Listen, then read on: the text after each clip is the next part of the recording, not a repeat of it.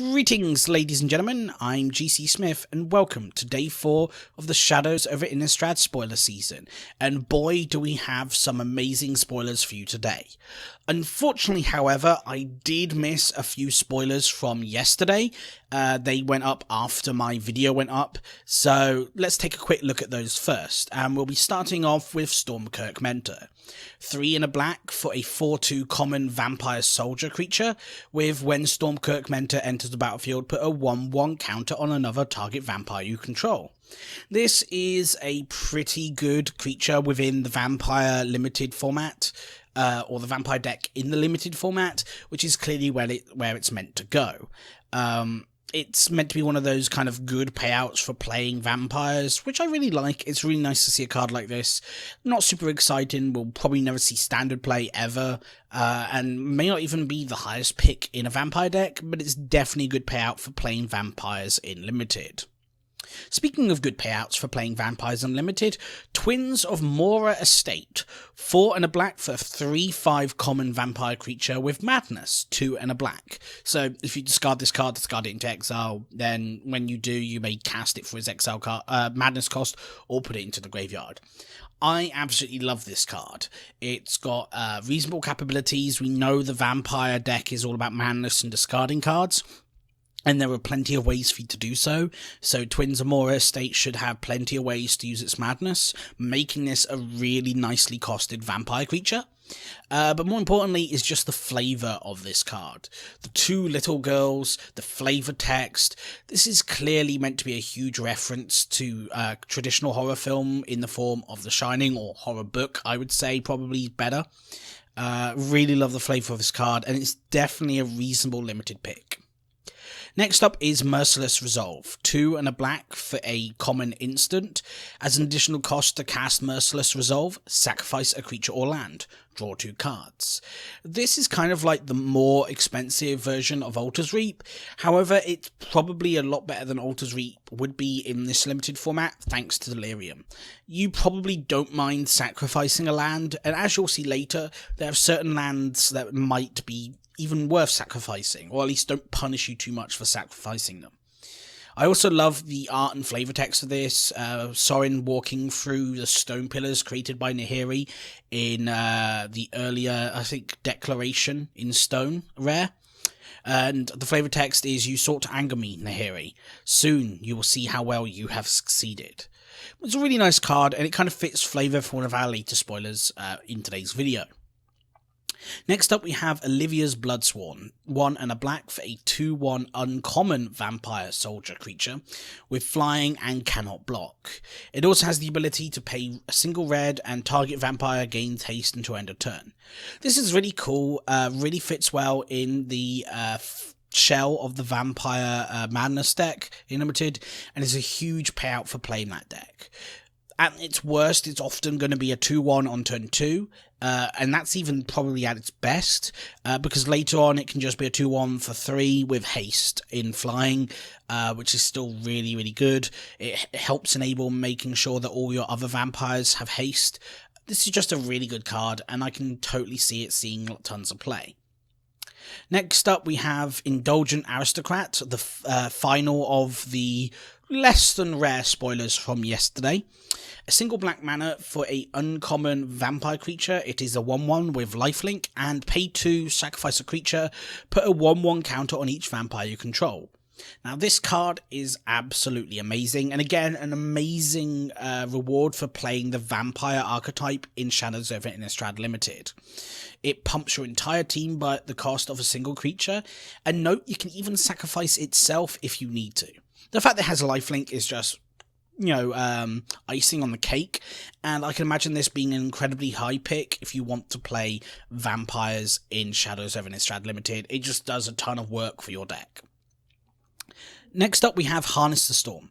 2 and a red for a rare enchantment. Whenever you cast an instant or sorcery spell from your hand, you may cast target spell with the same name as that spell from your graveyard. You still pay its costs. This card is pretty sweet, as someone who loves combo and loves the idea of Storm in Modern, this kind of card really catches my eye. Not for its standard applications, it probably doesn't see too much standard play, probably won't see any standard play, and it definitely can't see any EDH play. But what it can do is maybe see some Modern play.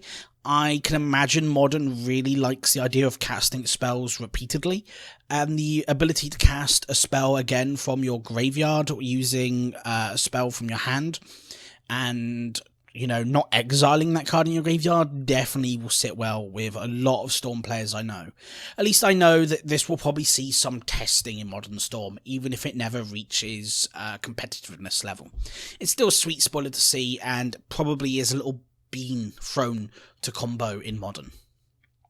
So that's all the spoilers from the rest of yesterday, so let's cover the spoilers from today. Starting off with Vessel of Volatility. 1 and a red for a common enchantment. 1 and a red, sacrifice Vessel of Volatility, add 4 red mana to your pool. This card is really interesting. It's kind of pay 4 mana to get 4 mana, but you do pay that 4 mana up, the initial 4 mana over 2 turns, allowing you to get the burst of 4 mana when you need to, by playing it early game. It's kind of an interesting card. It's kind of one of those cards that will either do Stone Cold nothing or do a lot, because fast mana generally either does nothing or breaks the game.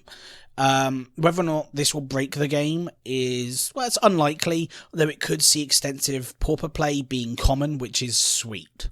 No real standard applications, and I'm not even certain it will see any limited applications, but I guess this is a bone thrown to all those pauper players out there.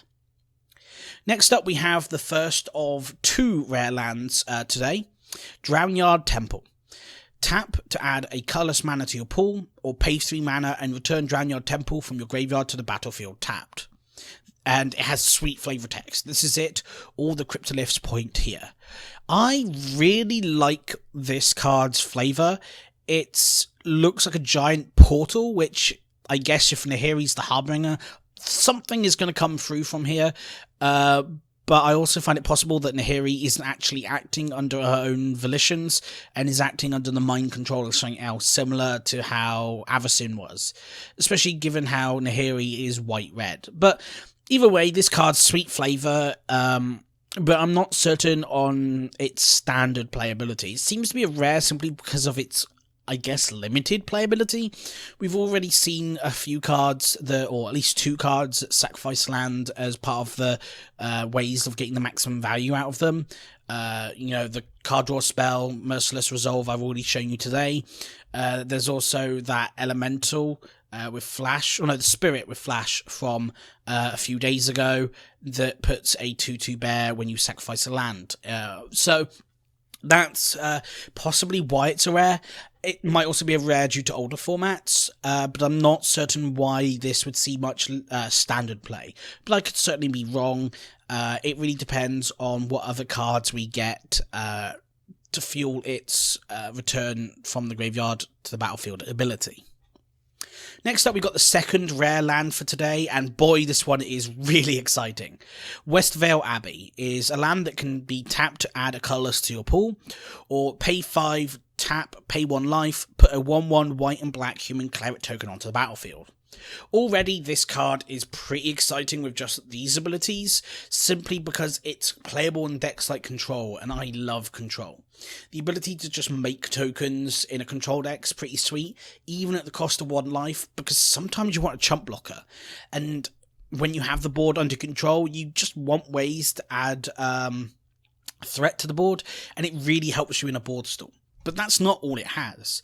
It also has the ability to pay 5, tap, sacrifice 5 creatures, transform and untap, and turns it into Ormendahl Profane Prince. This is a black legendary creature. It's a 9/7 with flying, lifelink, indestructible, and haste. So this is pretty sweet. Not only does it provide a slow, steady stream of threats in Control, but it allows you to eventually turn those, once you built up a large amount, into a huge 9/7 flying, lifelinking, indestructible, really hard to deal with threat, which is sweet. Also, it should be mentioned that Secure the Waste will still be in the format, and so this and Secure the Waste definitely interact with each other profitably. I love this card, and it will definitely see some play in the next Standard season. You'd have to be crazy not to run this if your deck can. Next up we have Deathcap Cultivator, 1 and a green for a 2/1 rare human druid creature, and it can be tapped to add a black or green to your mana pool. It also has Delirium, which gives it Death Touch.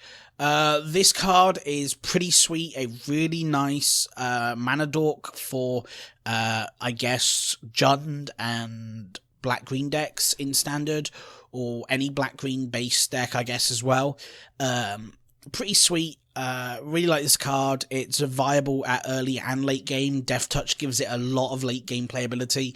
I really think this card will see a lot of play, as will possibly the next card, Traverse the Ulvenweld. A single green mana for a rare sorcery. Search your library for a basic land card, reveal it and put it into your hand, then shuffle your library. Now I know what you're thinking, that doesn't really seem like a rare spell. It doesn't do anything that things like maps don't already do. And it's not a really exciting card in that way because it's a basic land. Well, it also has Delirium. If there are 4 or more card types amongst cards in your graveyard, so if Delirium is online, instead search your library for a creature or land card, reveal it and put it into your hand, then shuffle your library. Oh boy! If Delirium's online, this is a 1 mana tutor for any land in your deck or any creature in your deck. This is really sweet. Wow, the amount of late game playability it gives to any green deck is insane. Being able to tutor lands that you might need, being able to tutor any creature you might need. I definitely know a few Eldrazi ramp players who are loving the flavour of this card. Whether or not they get to play it, who knows? They really need to be able to turn Delirium on, so I can imagine a few things like Evolving Wild seeing play in their decks. But no, this is a sweet card, definite Commander staple, if not ever going to see play in Standard. But heck, you might even see Modern play with how good that Delirium Clause is. And the final card for today so far is Sorin, Grim Nemesis. 4 white-black for a planeswalker Sorin. It starts with 6 loyalty and has +1. Reveal the top card of your library and put that card into your hand. Each opponent loses life equal to its converted mana cost. -X, it deals X damage to target creature or planeswalker and you gain X life. And -9, you put a number of 1/1 black vampire knight creature tokens with lifelink onto the battlefield equal to the highest life total among all players. This is a really sweet card, but it does fit into a theme of certain other cards. In fact, it seems to see a lot like, it looks a lot actually like both Jace and Obnixilis, the other 2 expensive planeswalkers in Standard, doing similar things. They all have a plus that draws you cards, they all have a minus that deals with the board state, and they all have powerful ultimates that may or may not ever be relevant. Though, to be fair, I do prefer Sorin over Jace. I think Sorin is in a more relevant colours at the moment. White-black seems to be the core control colours they want moving forwards. I know, yeah, there was that blue card draw spell, but noted how it cost a single blue, which is incredibly relevant. This card is sweet, and the fact that it gains you life can be extremely relevant in control decks, so it's nice to have ways to do that. And the fact that also it's an aggressive draw spell card. You know, unlike Jace, which, while admittedly Jace gets to scry you on, this card is really aggressive in its card advantage simply because it starts draining your opponent, making your opponents lose life. And the fact that it can also deal with planeswalkers, whereas cards like Jace and Obnixilis can only deal with creatures, makes this card cool. It does lose strength for that flexibility, makes it harder to kill creatures because it can't just outright kill or bounce a creature, but its 6-star in loyalty makes it feel somewhat similar to Ugin in the sense that it should be able to deal just any relevant threat you need it to deal with. And if not, well, it should be able to just gain you a huge chunk of life if you need that as well. The ultimate's powerful, but you should never really balance planeswalkers around their ultimate in the sense of expecting to ever hit it. Still, I really love this card, and I hope it should see some Standard play, even with all of the hate it seems to be getting online at the moment. So that's all the spoilers for today. I hope you've enjoyed watching. I've tried to get through them all as quickly as possible. And please don't forget to like and subscribe and share. If you want to look forward to the future videos in this series, there's going to be at least one more tomorrow. And then I've got a few more videos planned for over the weekend period. And obviously for next week, we've got more spoilers to come. So thank you very much for watching, guys, and I'll see you next time.